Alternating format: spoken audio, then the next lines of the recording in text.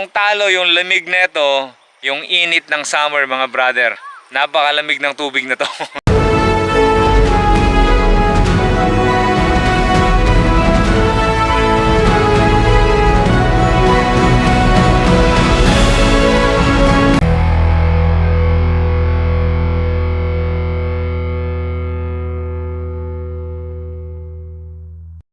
Time check natin 6:30 ng umaga.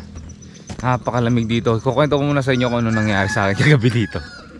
So ang nangyari niyan, gabi na ako nakarating dito, 'di ba? So hirap na ako mag-set up ng tent. Aside dun sa medyo madilim kasi nga wala banda rito kasi sa may campsite mismo ay wala nang ilaw dito. Nagse-set up ako ng tent.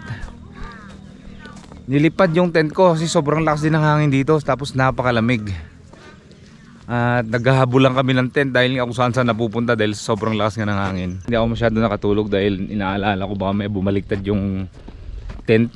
Pero so far okay naman na. Ito yung campsite dito sa may tangke. Sea of clouds na yan. Kaso nga lang hindi natin makita dahil nga nahaharangan ng mga punong kahoy na to. Tsaka maluwang yung camping area. Ito pinaluwangan na nila kasi dati nung last na pumunta ako dito masukal itong part na to. Ngayon nilinis na nila dahil nga summer, expected na maraming pupunta dito. Lalo na pag weekend, yung mga kasama kong nagcamping doon sa baba. Tara pasyalan natin to para makita nyo yung luwang ng lugar. Para may idea kayo kung gusto nyo mag-tent dito sa may Sherman Tank. Sa mga malalapit lang dito, sa malamang napasyal na nila to. Pero kung sakaling yung mga nagbabalak pa lang na hindi pa nakapunta dito, gusto mag-tent, mag-camping, ay meron pong 3 campsites dito sa Villaverde Trail so far sa ngayon. Pero ito yung pinakamaluwang sa part na to. So hanggang dito meron pa rin. Ayan, pwede ka dito ayan, sa gilid-gilid na to. Hanggang dun. Ito sana maganda palang pwesto para hindi mahangin. Yung mga slope na ganito kasi may cover ka na dito sa taas at saka dun sa gilid. Mga limuyak yung pine trees. Bango, ang bango, bango. Dito malakas din ang hangin dito. Kahit makapal yung punong kahoy, syempre mape-penetrate pa rin ang hangin yan. Yan, daming pine trees niyan mga brother, oh. Galing ako Tarlac City, di ba? Mainit doon eh. Pagdating mo dito ng hapon o kaya kahit tanghali, malamig pa rin dito eh. Maninibago kayo. Tapos napakalapit pa niya. Tapos daanan mismo to pag halimbawa gusto nyong ituloy yung mga rides nyo, gusto nyong ituloy sa Isabela halimbawa o sa mga ibang pasyalan dito sa Nueva Vizcaya, daan mismo to. Kaya napaka convenient niya puntahan. Ito yung mga upuan. Yan. Ito mga ginagamit yung mga nagpipiknik. Upo lang kayo dito, kakain na, diba? Maganda yung ambience, malamig, malabagyo. Ay sinabi sa akin si kuya nga pala kanina, ano, doon sa paghuhukay nila dito sa site na to kung saan naganap yung gera nga, di ba? Dito sa site mismo na to kung saan tayo ay napakadami daw bunker diyan, kaya hindi sila pwedeng maghukay ng malalim-lalim dito dahil habang naghuhukay daw sila, marami silang nahuhukay ng mga basyo ng bala, tsaka bala mismo. Yan, umambon na. Balak kong pumunta ngayon sa Ilagan, Isabela. Kung maalala nyo, may video ako doon na gusto ko sanang ipakita sa inyo yung daan na kukonekta mula doon sa gitna ng probinsya ng Isabela papunta doon sa coastal area, which is yung Divilacan, Macunaon at saka Palanan, ano? Pero hindi tayo natuloy dahil nga ginagawa pa lang yung kalsada. So part nung daan na yun, meron ako nakitang ilog. Nakakaiba yung kulay ng tubig. Ibang kulay ng tubig nila, no? Bluish green. Palibasa itong mga tubig na to or itong tubig na to ay nanggagaling sa kabundukan ng Sierra Madre.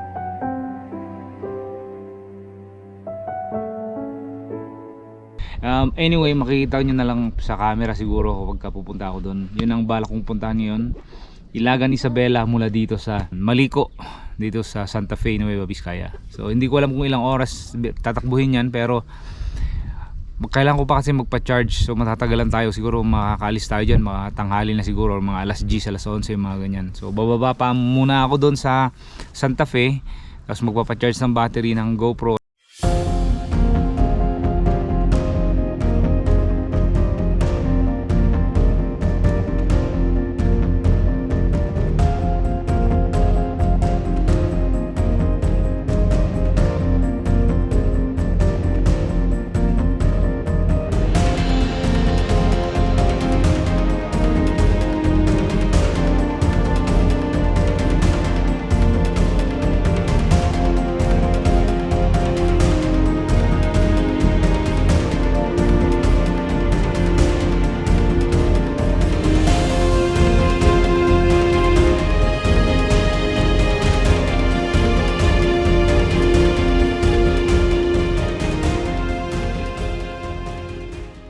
Alright, good morning pa rin mga brother. Dito na tayo sa Aritao, Rolling Hills of Aritao. Nice. Woohoo! Bambang, Nueva Vizcaya.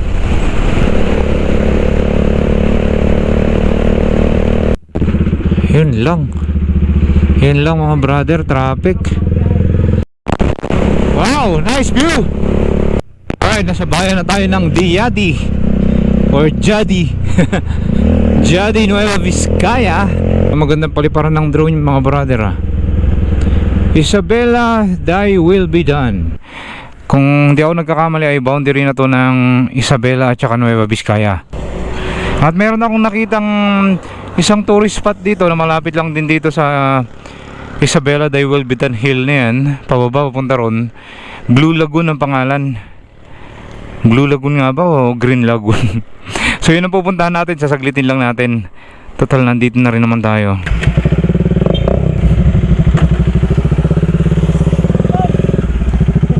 Ha?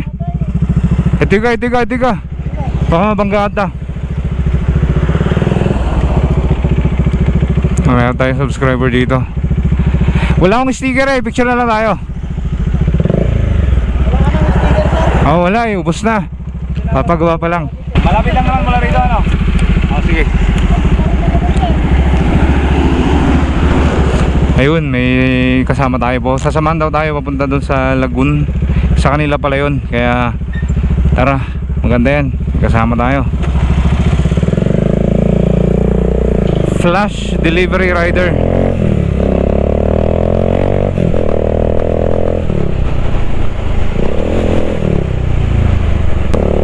Dito tayo makakita ng mga kabundukan na punong-puno ng mais dito sa bandang Isabela.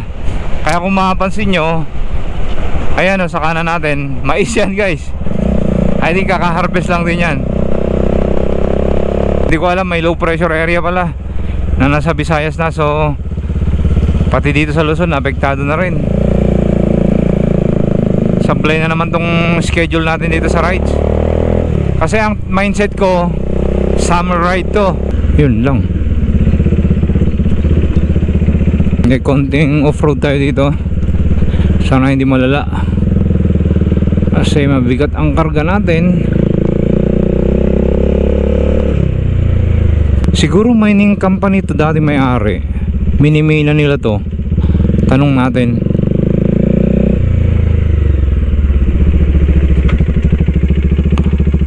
Oh.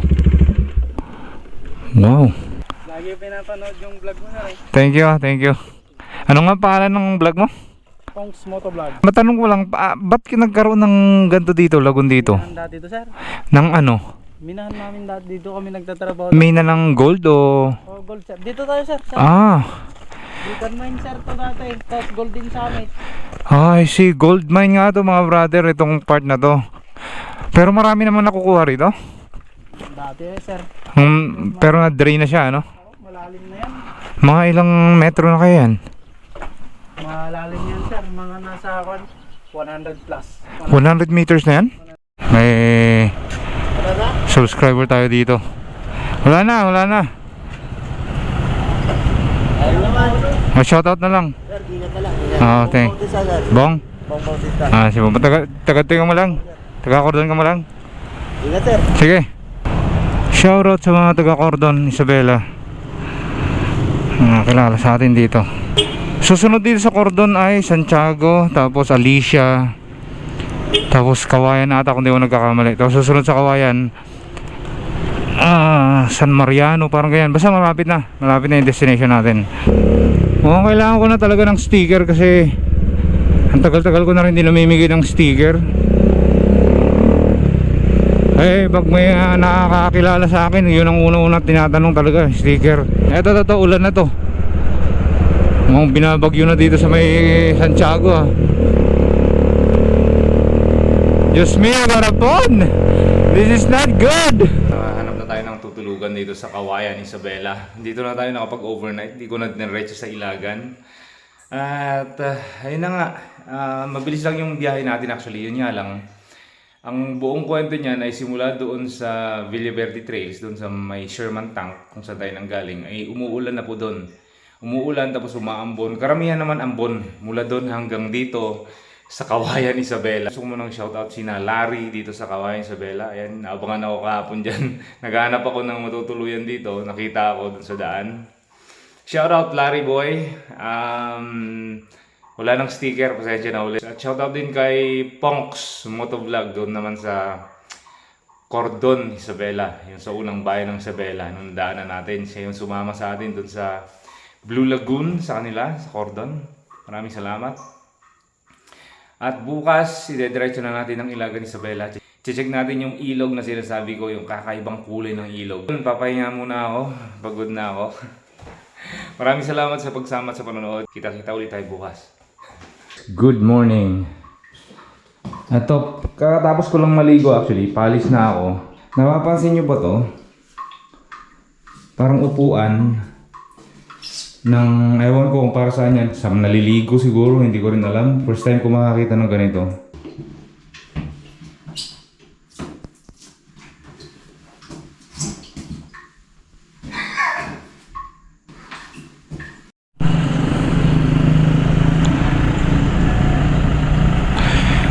Hi guys, good morning.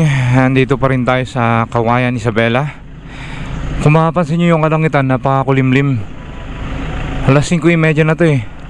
Pero makulimlim talaga siya. So sa banda ron sa pupuntahan natin, papunta dun sa Ilagan. Ito mas madilim papunta ron.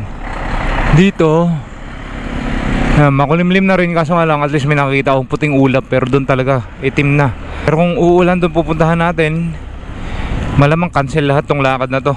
Balik na tayo, uwi na tayo ng Pangasinan. O Tarlac rather.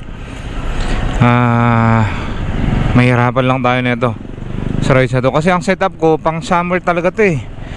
Pati yung mindset ko summer din. So in the meantime, punta lang tayo sa kabilang bayan, Ilagan. Sa kabila lang naman yan, malapit lang mula rito. 39 kilometers mula rito. Pag gabi kasi, naphobia na ako sa gabi. Hindi na ako masyadong nagpapatakbo nang mabilis, at bihira na rin ako magbiyahe ng gabi or yung madilim pa. Although malakas naman yung ilaw ko, wala namang problema sa ilaw, pero may phobia na kasi ako dyan. Kasi nadisgrasya na ako ng gabi dati sa may Cabanatuan.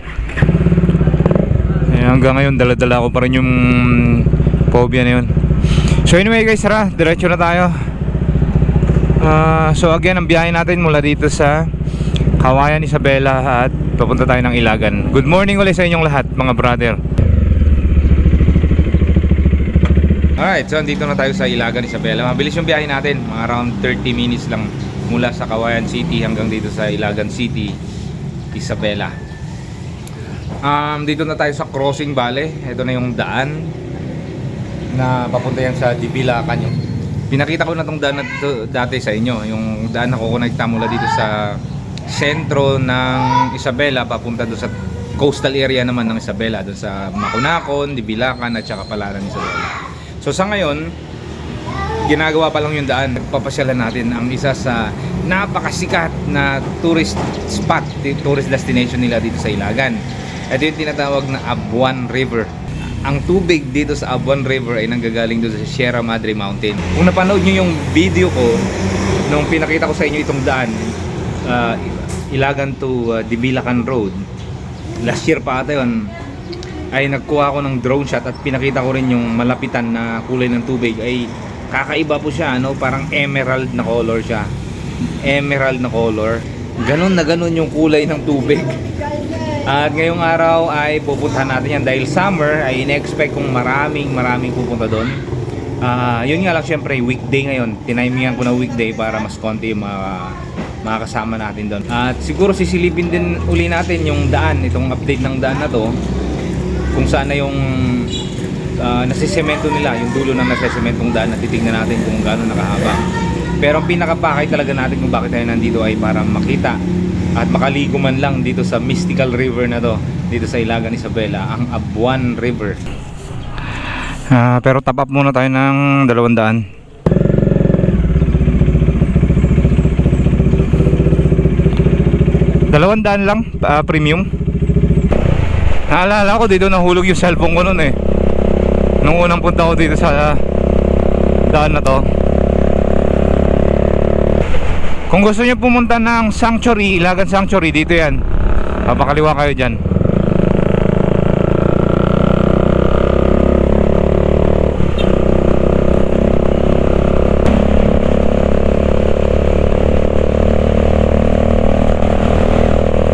Woohoo! Parang nakadominar din tong sinusundan natin ha.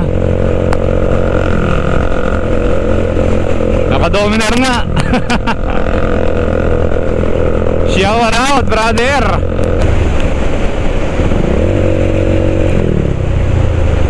Sa babaan na ito, yung unang tulay, madadaanan natin. Batong Labang. Hoy, dito rin, napakadaming mga cottages sa baba. Grabe, lalong kumulimlim dito. Kaya wala na yung araw. Kahit pa paano kanina, may sinag pa eh. Summer na parang hindi summer pala, dahil maulan at makulimlim. Kakaiba to. Kalagitnaan pala to na summer.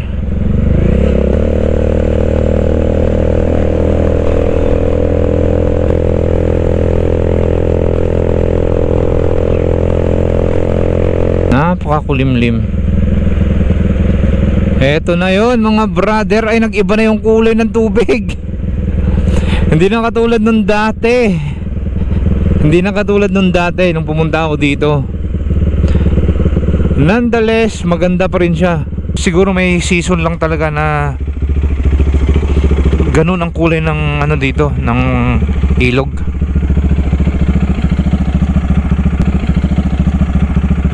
Ayun o, wala na. Parang normal na kulay na lang ng ano to, ng ilog. Tsaka malamig pati yung simoy ng hangin dito.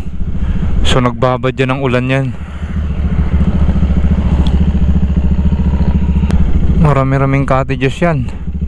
Kahit man lang bigyan sana tayo ng konting araw, silip ni haring araw, ano. Pero may hangin na kasi to. Ibig sabihin eh, may paparating na hindi natin nanaisin dito sa lugar na to. Mamaya-maya lang siguro yan ulan na. Sa ngayon ay pupunta muna tayo dun sa taas. Titignan muna natin yung dulo ng nasisementong daan na to, etong Ilagan to Divilacan Road. Subukan ko maligo dito mamaya, pero nag-iba na kasi yung kulay. Akala ko yun talaga yung kulay kahit summer at kahit anong season. Hindi pala. Nakalimutan ko na pati kung anong buwan yung pumunta ako dito. Ayun si ate, parang sirena dun, no? Nakaupo lang si ate dun sa nakaprotrude na bato. Hi ate! Slipin uli natin sa pangalawang pagkakataon ang dulo ng nasisementong daan na to. Let's go, maaga pa. Time check natin 7:17 ng umaga. It's too early for the train, buddy. Don't do it. Please don't do it. Masyado namang maaga para umulan. Pagbigyan muna ako ulan, please.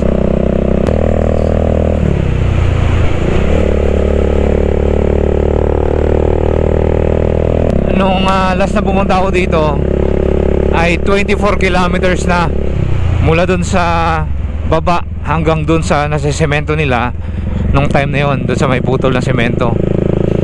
So sabi sa akin ni sir, yung police na nagbabantay dun, ay nadagdagan daw yon na halos umabot na daw dun sa may tulay.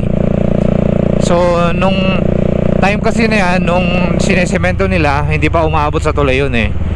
Ibig sabihin malayo-layo pa. So that's good para doon tayo sa tulay tumambay muna. Pero lumalakas na ang ambon mga brother.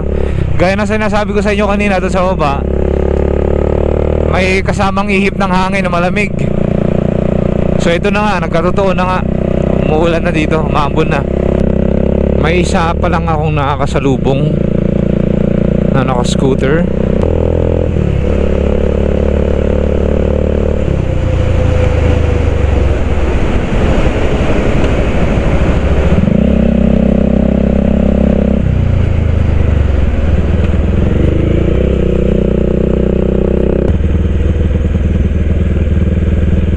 Pababa na to.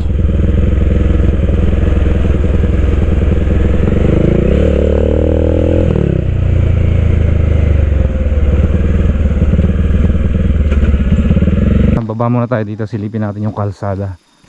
Sabi sa akin naman ni kuya, yung galing dito sa baba na nakamotor, okay naman daw, matigas na yung kalsada. Pero magandang silipin muna natin.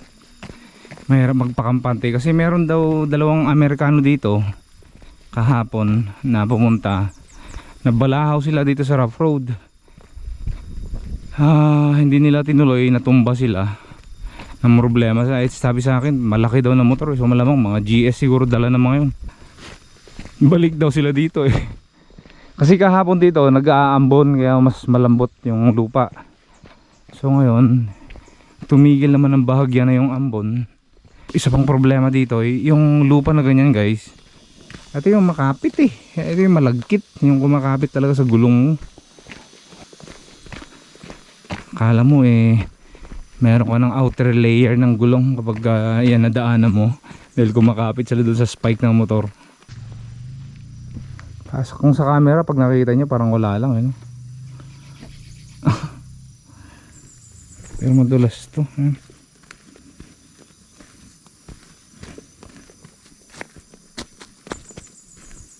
Hindi ba na rito medyo okay pa ng konti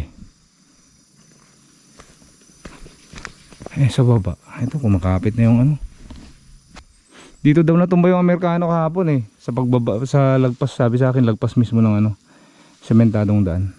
Diyan sa baba na ito ay sementado na po yan hanggang dun sa kabilang tulay. Dun sa may tulay na yun ay dinadayo rin pala.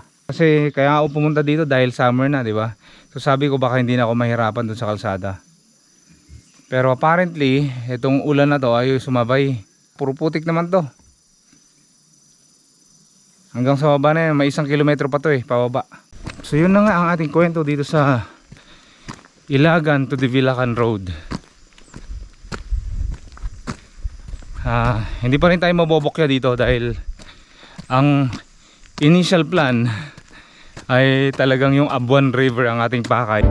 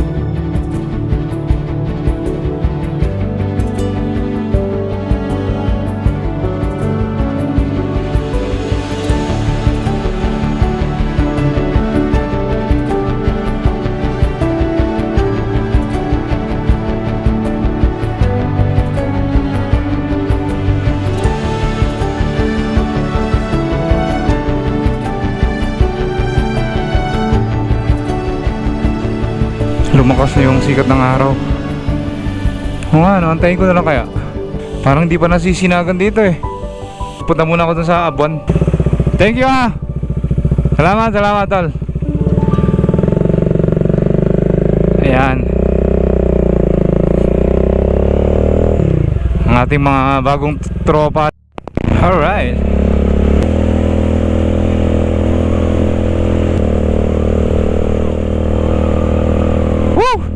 Sarap mag-drive dito. Yeah man.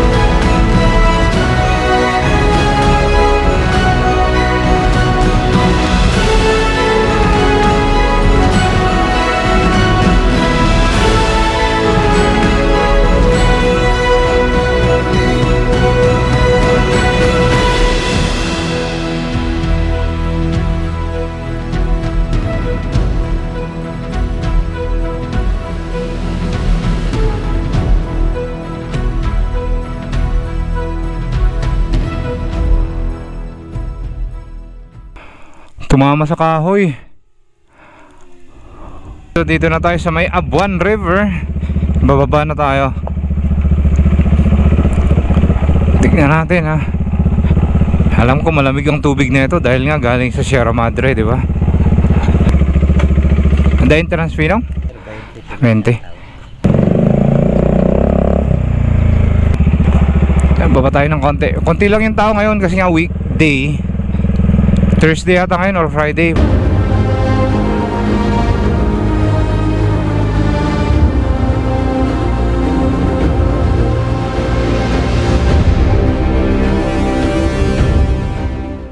Ang renta ng bangka daw kasi usually ano yan, pang marimihan 20 pesos ang isang tao.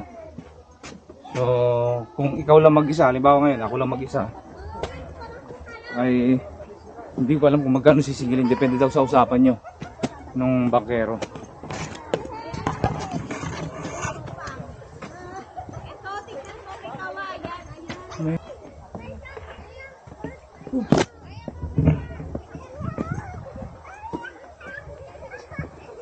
Alright.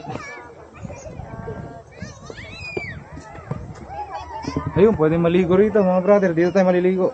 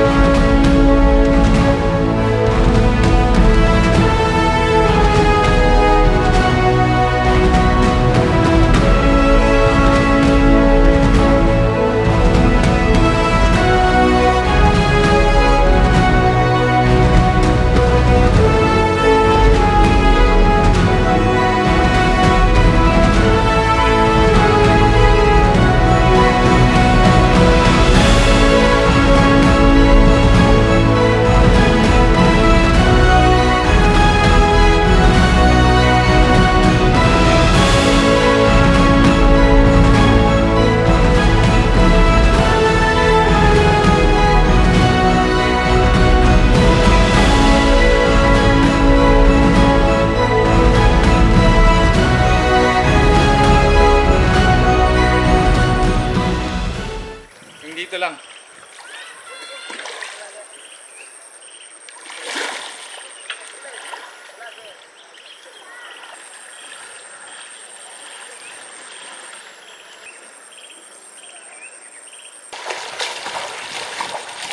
Hanggang dyan nga lang sa taas yung binabangka nila. Pero sabi naman ni Kuya, umaabot daw sila dun sa mas mataas pang parte ng ilog. Pero sa kanila hanggang dito lang.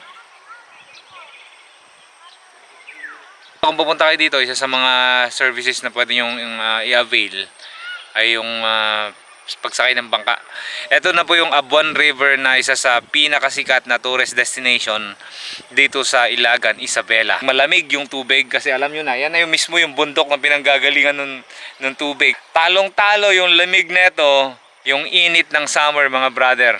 Napakalamig ng tubig na to. Galing lang natin doon sa Ilagan, Isabela, doon sa papuntang Divilacan Road na daan. At syempre ang pinaka-highlights nung pinuntahan natin doon ay yung Abuan River, no? Yun ang sinadya na talaga natin doon sa Ilagan, Isabela. Tapos bumaba naman tayo dito sa parteng western side. Nandito na tayo ngayon sa Alfonso Lista. Hindi na to Isabela. So ito yung paanan ng kabundukan ng Cordillera mga brother. May idea na siguro kayo kung saan tayo pupunta bukas or sa mga susunod na mga araw, di ba? Paanan to ng Cordillera. Ano bang pinaka the best para labanan natin ang summer kundi mag-ride sa mga lugar na malalamig katulad ng mga gantong lugar, katulad ng Cordillera. Kakaiba yung surrounding areas dito. Para siyang mga chocolate hills. Ito yung mga bundok-bundok na yan. Dito tayo mag-overnight sa Alfonso Lista para mas madali nang umakyat sa Cordillera bukas kasi paanan lang to. Anyway, gusto ko lang ipakita sa inyo yung isa sa mga highlights dito sa Alfonso Lista na siguro yung mga ibang tao hindi nila na-appreciate yung gantong klaseng view pero maganda siya. Lalo na pag nagtanim ng mais yan, yung sabay-sabay tumubo yung mais. Itong buong hills na yan, mga burol na yan at mga bundok, part ng bundok ay kulay green yan. Napakaganda. Uniform na uniform. Sa ngayon kasi parang kakatapos lang ng harvest, kaya kita nyo puro brown yung nakita natin kapaligiran dito. Pero napakaganda po na ito kapag kasumisibo na yung mga halaman, mga bagong tanim na mais. Samahan nyo ako, papasadahan natin tong ilang parts pa ng daan na to kasi naghanap tayo ng matutuluyan dito sa Alfonso Lista. At bukas tutuloy natin sa Cordillera. Let's go. Woo! Ganda!